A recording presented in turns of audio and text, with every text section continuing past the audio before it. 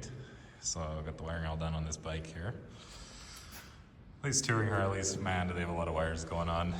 Again, pretty simple when you go through it, but it definitely takes a while just with routing and making sure all the wires are running nice. Here I don't got the front fairing on it. Got everything plugged in, just gonna make sure we got no issues, make sure it's gonna crank and run before I start hiding everything and tidying it all up. So yeah, gonna throw a battery in it and see what she'll do. All right, so it's a couple hours later now. So what was going on is no fuel pump. It's always a challenge when you've never heard a bike run before and then you don't know if you're chasing old issues or not. So long story short, bad fuel pump relay. So I was able to jump it across the relay and it's priming just fine. So I'm gonna give it a hot wire and I'll fire it up and just let it run for a minute.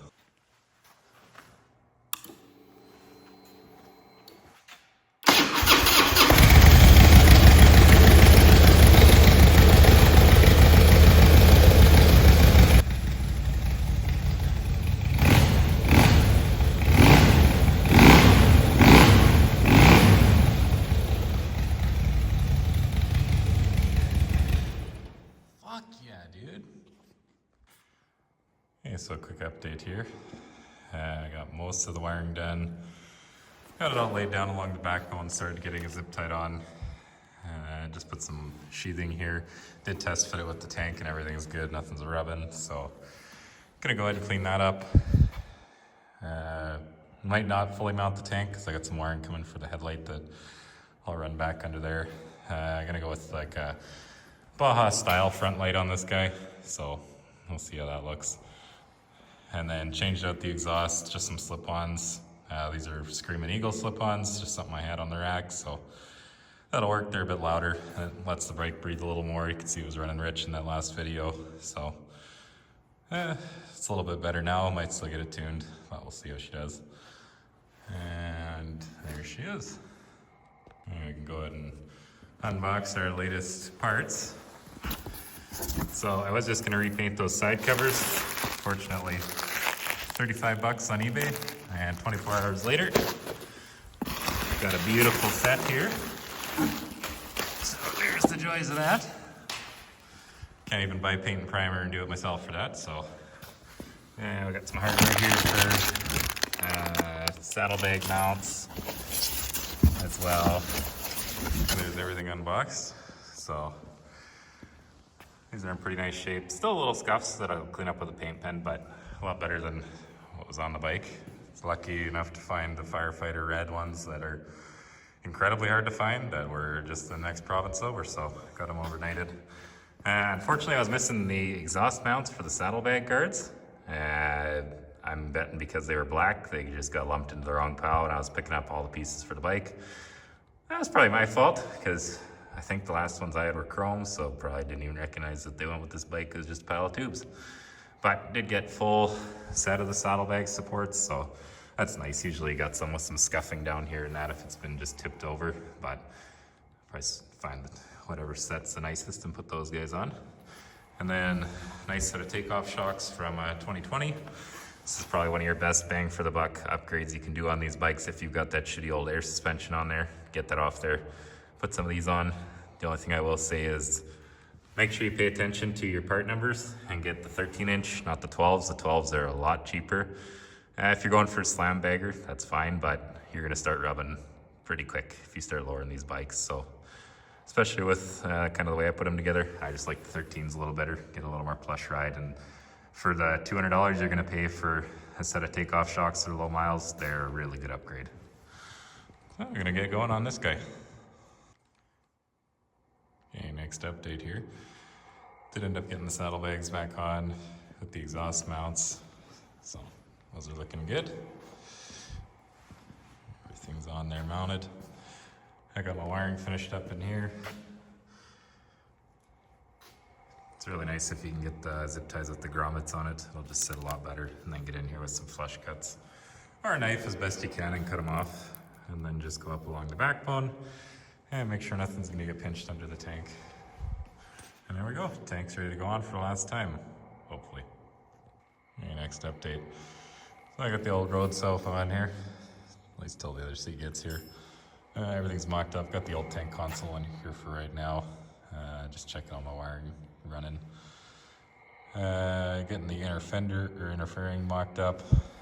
Still got quite a bit of wiring to do on the backside because I am deleting the stereo, so I'll end up just keeping the speakers in it for maybe the next guy wants it, but just cap off the main plug for the stereo and putting in a single bin delete kit, so that'll be good.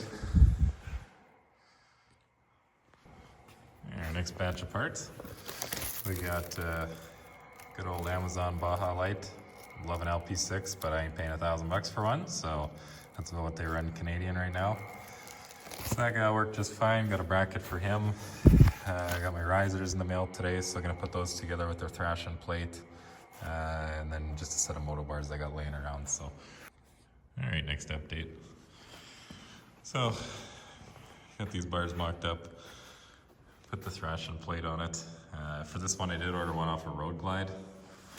Street Glide one sticks back further, and I was concerned about the key hitting because they do tell you that you're gonna lose your key, but as you guys can see, it's just fine, goes through all its positions, which is exactly what I wanted. I didn't want to lose any of my fork lock. So just mocked up with some moto bars so I can check the seat position. It looks good. Got my regular the bars on order, so hopefully those will be here pretty quick. I'm gonna finish these guys up, get that interfering on and do some wiring. In the meantime, got another parts order. So, we got our top clamp, nothing special. Just a polished chrome, got some mini boards. As much as I do actually think it's kind of cool that, you know, it's just a set of passenger boards that have been flipped forward on there. Gives you kind of a mini board in a DIY kind of way. I do want a bit more grip, so went with those mini boards. I've got chain and sprockets for CBR in there. Set of bullet head turn signals so I can delete the old man looking ones off the fairing for this guy. Set of built well grips that I forgot don't come with the throttle sleeve in it, so I'm gonna have to order that.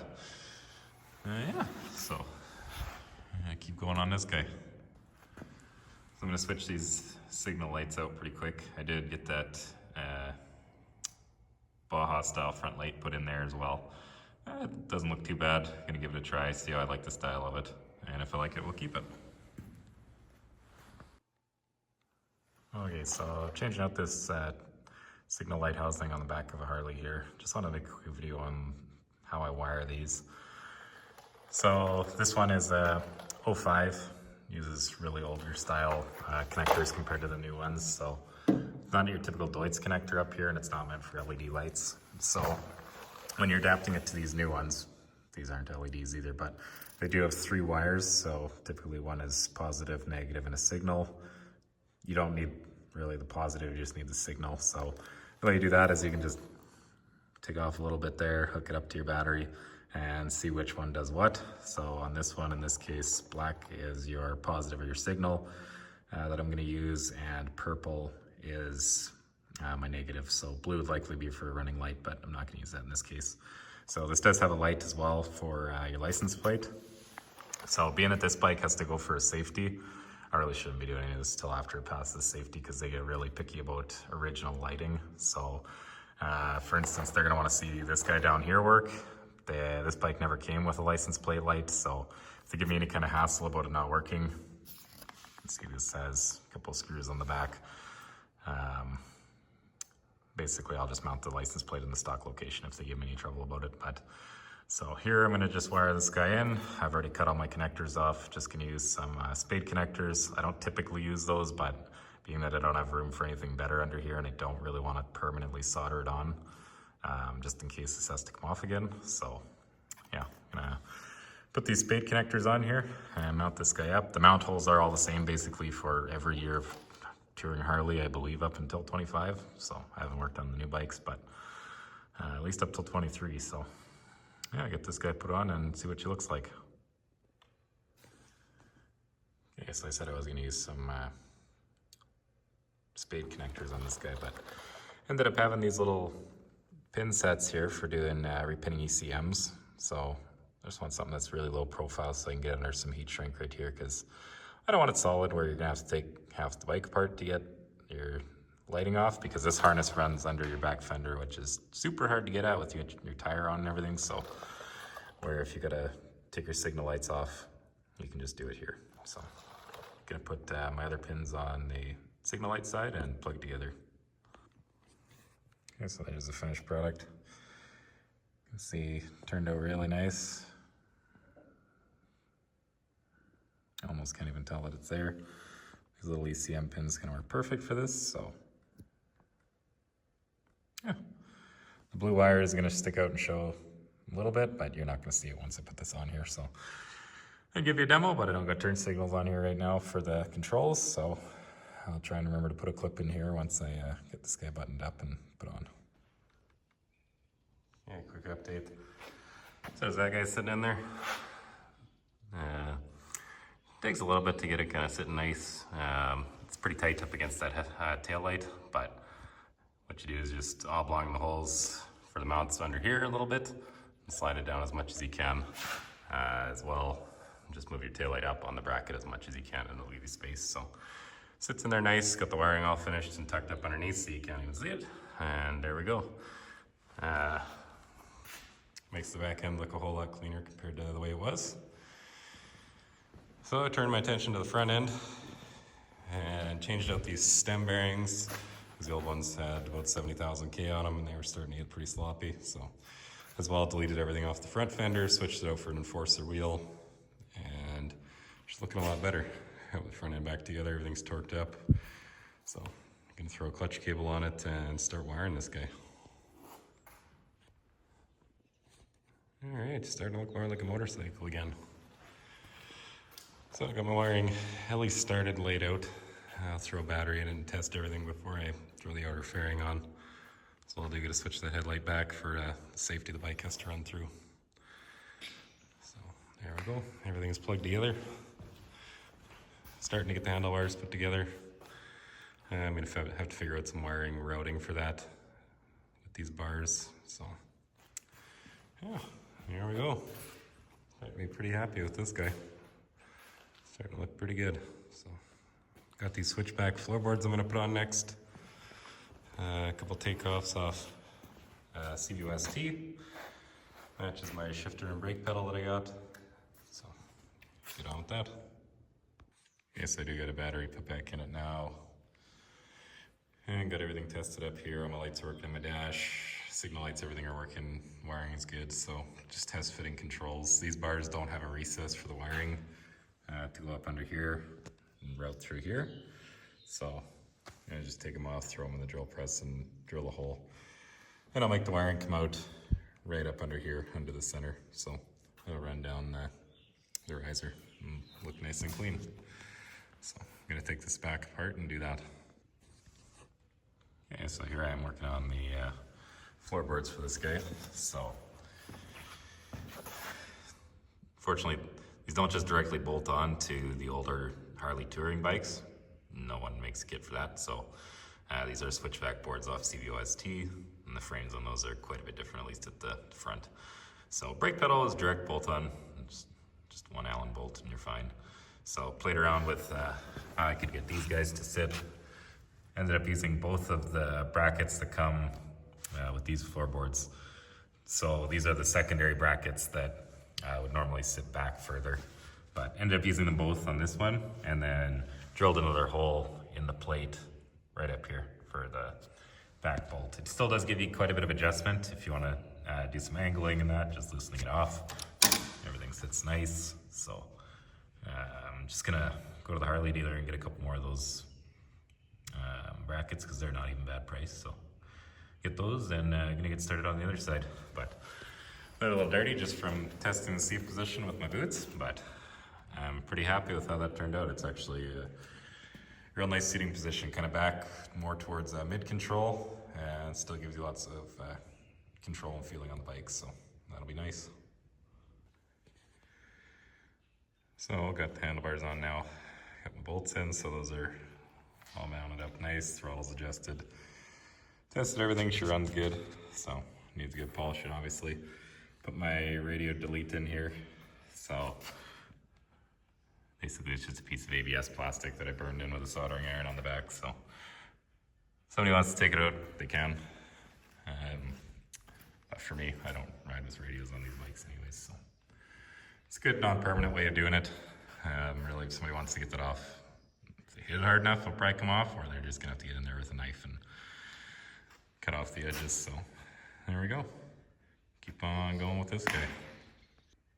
And one more part here on the radio delete. So still kept the speakers in it. You really do have to keep the speakers in these upper fairings, or they just kind of flop all over the place. The speakers add a lot of rigidity, so I'm sure you could get in here and, you know, fab up some little brackets and that are gonna hold it strong. But again, I'm kind of planning that somewhere down the road, somebody might want to put a stereo back in this bike, so I don't want to make it impossible for them to do. So when it comes to your radio connector, all I do there is just put some dielectric grease in it, kind of pack it so that it's not going to get all corroded just from sitting. This one as well. And then I just cover it with a bag and zip tie it up out of the way. So make sure it's nice and as weather tight as I can get it. I don't like cutting anything off or stripping anything back out of the wiring harnesses just because I'm the guy that owns the bike right now, but I don't hold on to bikes very long, so I don't like to do a bunch of permanent mods that devalue the bike. So there we go. All right, wiring zip tied up. We'll go in and finish this. I'm just gonna test fit that outer fairing, make sure everything's gonna fit underneath. Got the little cowbell there underneath, chroming her up. So yeah, gonna start plugging some stuff together and making sure it all fits. Yeah, there we go. Front end of her's buttoned up, at least temporarily. You got to switch out some hardware. So up here, unfortunately, I had robbed all my nice stainless hardware out of that kit a long time ago from the last bike. So just got some placeholders in there. Not actually sure if I'm gonna run that chrome trim or not. I kind of like the look of just the black with the red, but I'm going for you know, a bit of a chrome deal here, so that's not bad. I like the look of it with the headlight. Still, I'm gonna have to change that guy out, but just wanted to see how it looked all together. So here we go. I'm gonna have to still go through buff polish, do my touch-ups, and yeah, still gotta put in my panels under here. But yeah, that's a pretty good place to stop for now, waiting on brake rotor hardware, and that'll give me a chance to kind of go back through the bike and do some odds and ends. So there we go.